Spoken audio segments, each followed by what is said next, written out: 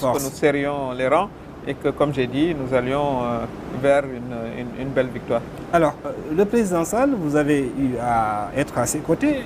Aujourd'hui, le fait qu'il soit, comme ancien président, également tête de liste, est-ce que quand même c'est un conseil que vous lui donneriez?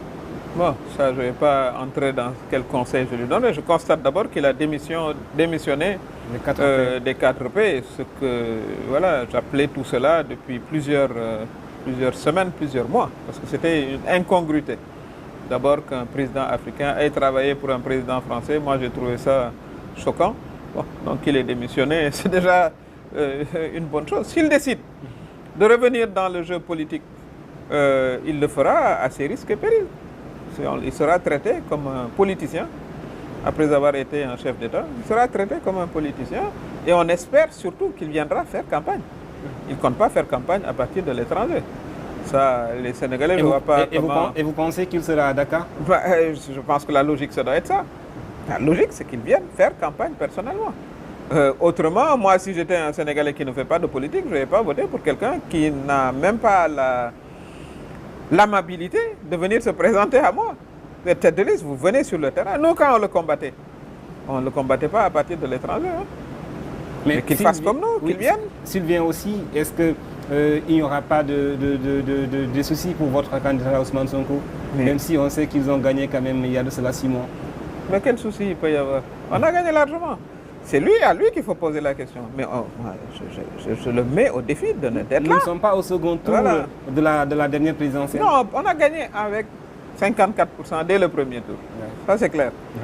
Mais s'il a pris l'engagement de revenir dans l'arène politique, on attend de le voir. J'espère qu'il ne compte pas faire campagne depuis l'étranger. Ça, je ne peux pas me l'imaginer. Et les électeurs, en tout cas, jugeront sur pièce. Selon la fameuse formule sénégalaise, amna gelem maga ganar, j'ai un chameau, mais il est en Mauritanie. Ça, je crois que les électeurs sénégalais, quand même, méritent. C'est une question même de respect. Vous êtes tête de liste, vous venez demander les suffrages des Sénégalais, mais si vous n'êtes pas là, c'est que vous n'avez aucun respect pour eux. Aucun. C'est comme ça que je le vois. Alors, au-delà de la politique aussi, il y a la pression sociale, sinon qu'on va parler aussi de la caisse de la ménagère. Certains Sénégalais, depuis 6 mois que le régime est en place, pensent que les choses bougent, mais sinon qu'ils bougent très lentement. À votre niveau, est-ce que vous le ressentez avec ces Sénégalais-là? Oui, bien sûr. La vie n'est pas facile. Vous savez, ce régime-là, et je crois que le Premier ministre l'a dit clairement, a choisi de dire la vérité aux Sénégalais. Et ça, c'est très important. Quelle que soit la difficulté de la situation, il faut toujours être sincère et honnête en direction de nos concitoyens. Et je crois que c'est le choix que ce régime-là a pris. Et je salue cela. Il ne faut pas oublier que lorsque le président Bassirou Diomaye Faye a été élu, c'était dans un contexte aussi de crise internationale, avec une inflation très importante. À cela s'ajoute, on l'a découvert après, un endettement effarant de l'ancien régime, et notamment dans les derniers mois. Vous vous rappelez que le président Sall a même signé une convention de 450 milliards avant de partir, à 4 jours, je crois, de son départ, qu'il a fallu, le président Bassirou Diomaye Faye a dû l'annuler.